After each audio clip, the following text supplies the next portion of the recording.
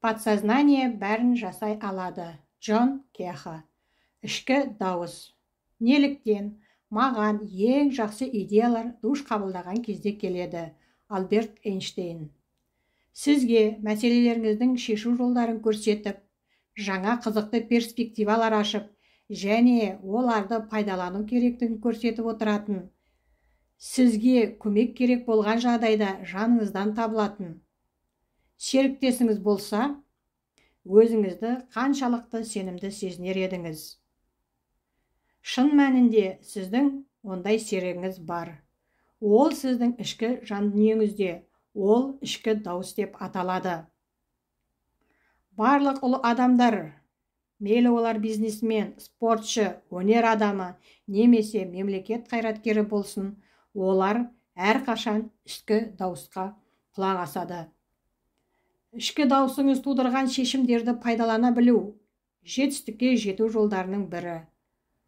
Ол адамның өзінің ішкі менін қаншалықты дамытқанын көрсетеді. Бір кездері өмір мені Австралияның ең бай және табысты адамдарының бірімен жолықтырды. Біз қонақ үй фойесінде отырдық. Менің сөз сөйлеуіме әлі 1 сағат уақыт бар еді. Мен оның фотосуреттерін бұрын соңды газет журналдардан көріп жүргендіктен бірден таныдым. Оның жанына жақындап өзімді таныстырдым. Бір газеттен оның ішкі дауысқа сенетінін оқыған едім. Сол туралы сұрауды жөн көрдім. Ішкі дауыс менің барлық істерімде басты рөл атқарады деп жауап берді ол. Мен өмірімде ішкі даусымен ақылдаспай бірде-бір маңызды қадам жасаған емеспін. Мұны істеп жатқан жалғыз ол ғана емес. Моцарт шабытты ішкі дүниесінен алатынын айтатын. Сократ өзінің ішкі даусына бағынатынын айтатын.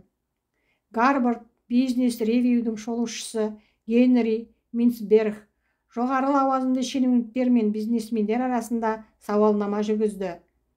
Олардың көпшілігі ішкі дауыс көмегімен қиын мәселелерді үнемі шешетінін анықтаған. Бұдан ол табыстың сыры рационалды деп аталатын тура ойлауда емес, айқын логика мен ішкі дауыс байланысында деп қорытындылайды. Миллиардер, әлемдегі ең бай адамдардың бірі Тед Тернер де осыған ұқсас көзқарасты ұсынады. Көрегендік пен ішкі дауыс қатар жүреді. Конрад Хилтон бір кездері аукционда лот үшін $165,000 ұсынғанын айтады. Келесі күні таңертең оянғанда ол $180,000 ұсынуды ойлады. Конни әрқашан өзінің ішкі дауысын тыңдайтындығымен танымал болды. Сондықтан ол $180,000 ставкасын өзгертті. Ол осы лотты ұтып алды. Кейінірек ол $2 миллион астам бағаға сатылды.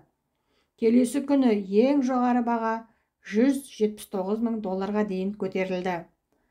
Рэй Кройе Макдональдс мейрамханалар желісін адвокаттары мен есепшілердің кеңесімен сатып алды. Өйткені жолына арқылы бұл істің сенімді екенін сезінді. Бүгінгі таңда Макдональдс мейрамханалары шынымен сенімді, бүкіл әлемдегі ең дамыған бизнес. Және Кросстың бірнеше гамбургер орнын сатып алу шешімі оны бірнеше есе мультимиллионер етті. Адам өзінің ішкі дауысын тыңдай отырып, ең дұрыс шешім қабылдайды. Шығармашылық идеяларын алға тартады және көп нәрселерге тереңірек үңіледі. Өз қалауын түсінгеннен бастап, оны жүзеге асыруда ең қысқа жолды табады. Әрқашан керек уақытта, керек жерде болатын және өмірде таңғажайып сәттілікке ие адамдар жай ғана жолы болғыш жандар емес. Олар нені және қашан істеу керектігін айтып отыратын, ішкі дауысын дамытқан адамдар. Ішкі дауыс оларға айқын болып көрінетін нәрселерге күмән келтіруге мүмкіндік береді. Жаңа мүмкіндіктер ашады. Олар қажетті білімді жинақтап, сондай-ақ оны қашан және қалай пайдалану керектігі туралы нұсқаулар алады. Ми арқылы ақпарат ағынын зерттейтін сарапшылар ми қабылдайтын нәрсенің аз ғана бөлігі, 1%-дан азы сіздің санаңызға жетеді деп мәлімдейді. Біз қаншалықты ақпаратты жоғалтатынымызды ойлаудың өзі қорқынышты. Кітаптың бастапқы беттерінде мен әр адамның миы бір үлкен голограмманың бір бөлігі екенін және бұл бөліктердің әрқайсысында бір бүтіндік бар екенін айтқанмын. Сіздің санаңызда тек сіздің жеке тәжірибеңіз бен біліміңіз сақталуы мүмкін. Ал подсознание бүкіл жүйемен байланысты. Сондықтан подсознание барлық ақпаратқа қол жеткізе алады. Сіз оған ішкі дауыс арқылы да қол жеткізесіз. Қалай жауап алуға болады? Дайындық. Барлық қолда бар фактілер мен және ақпараттарды қолданыңыз. Подсознанияңызды барлық күшімен жұмыс жасатыңыз. Сізді қызықтыратын тақырып бойынша кез келген ақпаратты іздеңіз. Қазіргі уақытта жұмыс істеп жатқан нәрсеге қатысты кез келген нәрсені алыңыз. Сіздің мақсатыңыз шеңдесі жоқ. Фактілердің бірін-бірі толықтыру туралы мағлұматтарды жинау. Қиялыңызға ерік беріңіз. Логикалық тұрғыдан түсінуге тырыспай, осы ақпарат теңізіне еніңіз. Бұл подсознанияның жұмысы. Жетілу. Барлық фактілерді мұқият түсінгеннен кейін аздап демалыңыз. Дайындық сіздің тарапыңыздан белсенділікті қажет етеді. Ал жетілу бұл сабырлы кезең. Енді сіздің подсознание жұмыс істесін. Подсознание сен ойласаң да, ойланбасаң да шешім табу үшін күндіз-түні жұмыс істейді. Ал сонымен қатар тәжірибе көрсеткендей, подсознаниені жайына қалдырған кезде ол өте жақсы жұмыс жасайды. Адам қазіргі уақытта нақты бірдеңе тура ойламаса, подсознанияның айтқанын қабылдайды. Шығармашылық процесс үшін демалуға және армандауға болатын өте қолайлы сәттер. Ол ұзақ сапар, ваннада шомылу, орманда серуендеу. Мысалы, Atari компаниясының негізін қалаушы Нолан Башнелл бос жатқан жағажайда таңертеңгілік серуендеу кезінде әлемдегі ең көп танымал бейне ойынын алғаш рет елестеткен. Стивен Спилбергтің айтуынша, ең жақсы идеялар оған ешқандай мақсатсыз көлік жүргізіп келе жатқанда келеді екен. Ал Альберт Эйнштейн бірде, неліктен маған душ қабылдаған кезімде ең жақсы идеялар келеді деген екен әріптесіне. Дұрыс жауапты қалай табуға болатын үнемі ойлана отырып, сіз керісінше нәтиже аласыз. Жарыста жеңіске жетуді ғана ойлайтын спортшы сияқты. Спортшылар жарыста жеңіске жету үшін жинақылық керек екенін біледі. Әйтпесе қателіктерге ұрынады. Ішкі дауыс сізге көмектесу үшін өзіңді еркін ұстап, оның жұмыс істеуіне мүмкіндік беріңіз. Ішкі дауыстың оянуы. Міне, ішкі дауысты табиғи және оңай оятуға, сонымен қатар сұрақтарыңызға жауап алуға көмектесетін 3 қадам. Бірінші қадам. Бірнеше минут бойы өзіңізде шынымен де күшті подсознание бар екеніне, сізде ең дұрыс жауаптар мен шешімдер бар екеніне және подсознаниенің оларды сіз үшін табатынына сеніңіз. Осы фактілерді логикалық түрде емес, эмоционалды түсінуге тырысыңыз. Бұл орын алған кезде сіз қуанышты, толқу сезімін сезінесіз. Санаға, подсознание сияқты құдіретті көмекшінің бар екенін үнемі есіне салып отыру керек. Бойыңызда жасалған күштің бар екенін түсіне отырып, өзіңізді сенімді сезінуіңіз керек. Екінші қадам. Подсознаниеден не қалайтыныңызды анықтаңыз. Одан қандай жауаптар, шешімдер және мәселеге байланысты қандай көзқарастар алғыңыз келеді. Өзіңізге бірнеше рет қайталаңыз.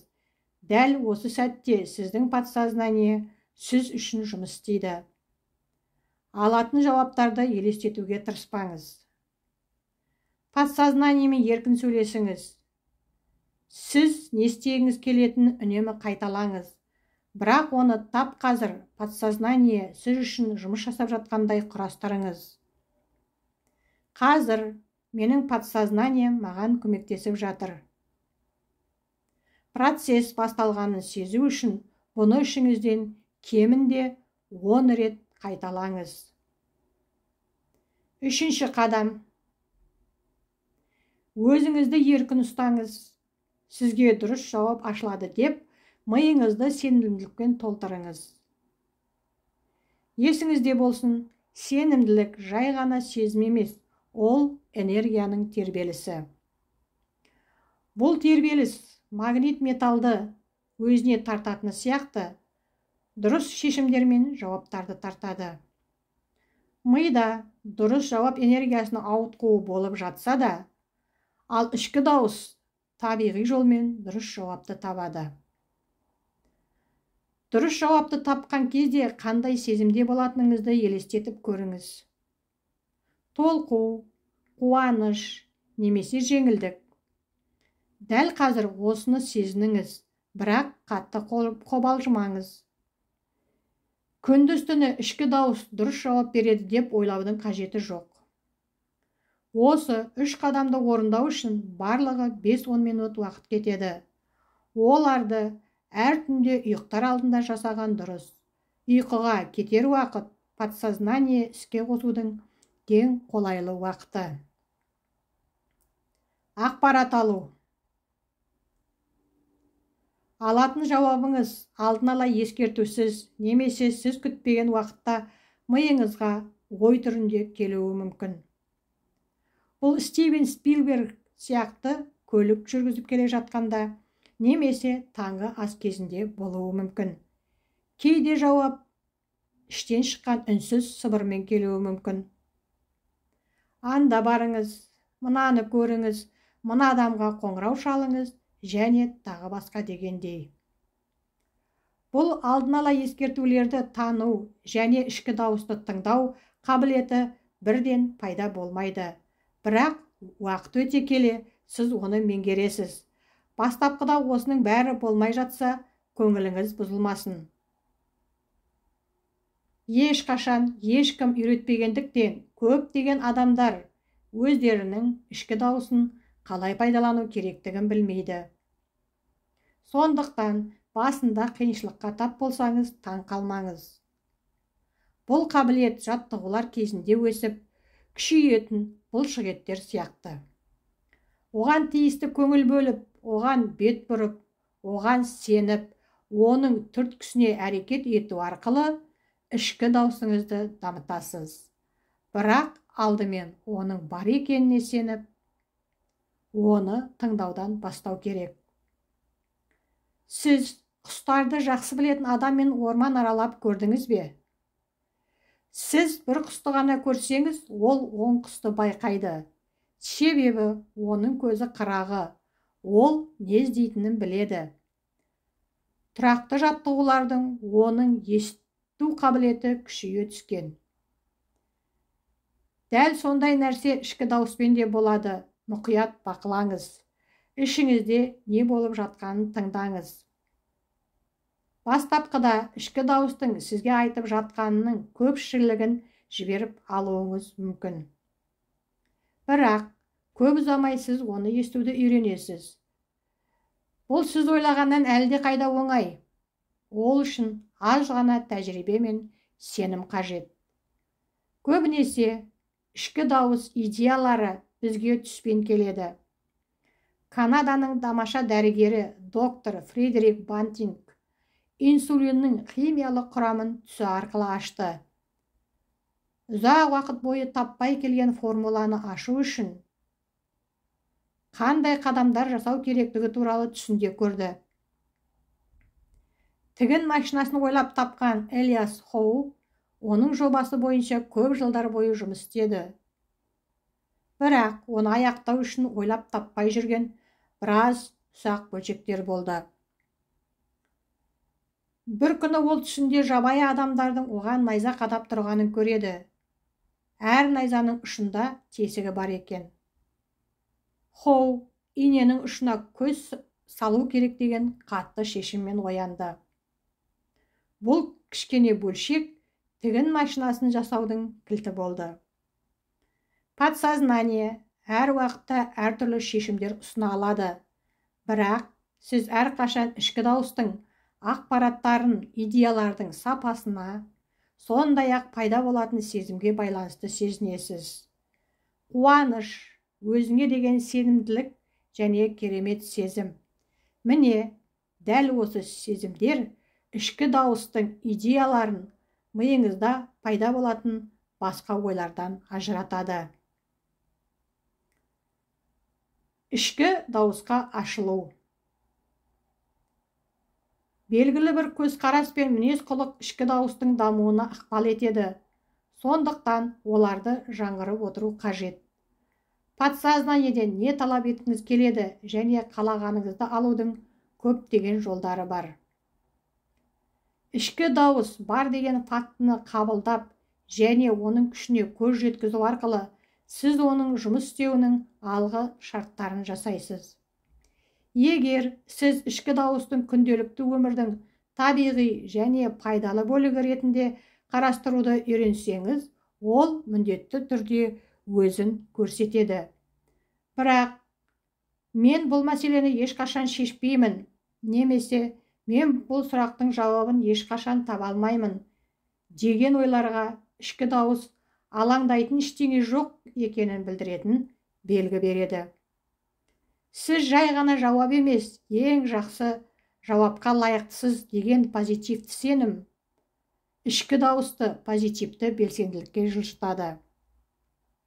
Ұялмаңыз, өзіңіздің подсознаниеңізге оның даналығы, білімі мен күші сізді алға жетелейтіні туралы оған батыл айтыңыз. Түнде мен подсознаниемен досыммен сөйлескендей сөйлесемін. Мен оған іштей қайталай отырып, оның құдіреті күшті екенін, оның абсолютті білімге қол жеткізе алатынын айтамын. Мен оған мен үшін не істеу керектігін сенімді түрде түсіндіремін. Сосын бәрі орындалатынына толық сеніммен тыныш ұйқыға кетемін. Әрқашан осылай жасаймын. Сіз де осы сендіруді қолданып көріңіз. Менің подсознанием табысқа жетудегі менің серіктесім. Бұл сендіруді бөліктерге бөле отырып, оның 3 негізгі элементтен тұратынын байқауға болады. Бірінші, менің подсознанием. Осыны айта отырып, сіз подсознанияның бар екенін мойындайсыз. Сіз өзіңіздің көрінбейтін серіктесіңізді шынайы адам ретінде танисыз және қабылдайсыз. Оның бар екенін тағы да есіңізге түсіресіз. Қорықпаңыз, мұндай ескертулердің артықшылығы болмайды. Екінші, менің серіктесім. Серіктес бұл ортақ мақсатқа жету жолында сізбен қоян қолтық жұмыс істейтін адам. Осы жұмыстың барлық қиындықтарын сізбен бірге бөлісетін. Ал бірақ әрқайсыңыз өз мәселелеріңізді бөлек шешесіздер. Неліктен өзіңіздің подсознаниеңізге жасағысы келгенді жасауға мүмкіндік бермеске? Сізге нақты ақпарат, идеялар және жауаптар бермеске? Кез келген жағдайда сіз жалғыз емессіз және тағдырдың тәлкегіне түспейсіз. Өйткені сіз әрқашан өзіңіздің подсознаниеңізге сене аласыз. Ол сізді идеялармен қамтамасыз етеді және оң белсенділіктің көзі болып табылады. Үшінші, жетістікке жетуде. Жетістік сөзі жұмыста, қарым-қатынаста және жалпы өмірде қол жеткіңіз келетін барлық нәрсені білдіретін күшті сендіру. Бұл сендіруді қайталау сіздің мақсатыңызға жетуге көмектесетін энергияның ауытқуын тудырады. Тез шешім қабылдау керек болса, не істеу керек? Кейде тез шешім қабылдауға тура келеді. Сіз бір апта күте алмайсыз. Бүгін бір нәрсені шешуіңіз керек. Егер сіз шұғыл шешім қабылдауға мәжбүр болсаңыз, мына амалды қолданып көріңіз. Бірнеше терең тыныс алу немесе иықпен айналмалы қозғалыстар жасау арқылы бүкіл денеңізді босатыңыз. Өзіңізді сабырлы және еркін сезініңіз. Миыңызды тыныштандырыңыз. Содан кейін өзіңізге 10 рет сенімді түрде мынаны айтыңыз. Мен әрқашан дұрыс шешім қабылдаймын. Сөздің күшін сезініңіз. Сенімді түрде сөйлеңіз. Сендіруді соңғы рет айтқаннан кейін дереу шешім қабылдаңыз. Осылайша сіз логикалық ойлаудан аулақ боласыз және подсознаниеден жауап аласыз. Сіздің ойыңызға бірінші келетін нәрсе сіздің шешіміңіз. Кейде логикалық ойлаудан аулақ болған дұрыс. Тек логика заңдарына бағынып өмір сүру мүмкін емес. Біздің өміріміз қарама-қайшылықтар мен құпияға толы. Сондықтан подсознаниямен алдын ала сезу қабілеттеріңізге сену өте маңызды. Адам осылайша қадам жасап, шындыққа жақындайды. Догматикалық тұрғыдан шектеулі ойлаудың шеңберінде қалуға тырысқаннан гөрі. Өкінішке орай, мектепте ішкі дауысты тыңдауды үйретпейді. Оның орнына балаларды білімді сұрыптау мен оның сырын шешуге үйретеді. Дегенмен, нақты өмірде барлық қажетті ақпаратты жинағаннан кейін де толтыру оңай емес. Ол қылық бар екенін байқауға болады. Мұнда түпкілікті шешім қабылдауға көмектесетін ішкі дауыс көмекке келуі керек. Сіздің өміріңіздің сапасы сіздің ойларыңыздың сапасына байланысты. Бірдеңені жіберіп алдым деген үмітпен бір ақпаратты қайта-қайта бастан өткеріп, ойыңызда шешім немесе жауап іздеуге қанша рет әрекеттендіңіз. Сіз жауап таба алмай жүрдіңіз. Өйткені тек санаға назар аударып, сіз айналадағы мүмкіндіктерге шектеу қойдыңыз. Ескі идеяларды қолдана отырып, жылдар бойы бір орында тұрдыңыз. Бір қолыңызды артқа байлап, көзіңізге перде киіп алдыңыз. Сіз қалаған нәрсені ала алмағаныңыз таңқаларлық емес. Подсознание жаңа идеяларға, шешімдерге және жауаптарға толы. Сондықтан өзіңізді шектемеңіз. Осы қазынаны ашыңыз, жаңа, серпінді, ерекше өмірге толы барлық нәрсені алыңыз. Бұл идеялар мен шешімдер қазірдің өзінде сіздің ішіңізде. Бір кездері подсознаниенің құдіретті күшін түсінгеннен кейін, сіз ешқашан идеялар тапшылығын көрмейсіз. Сіздермен бірге болған мен Қалампыр Абылайқызы. Менің арнама тіркеліп, лайк қойып, пікір тастауды ұмытпаңыздар. Мен баршаңызға бақыт тілеймін.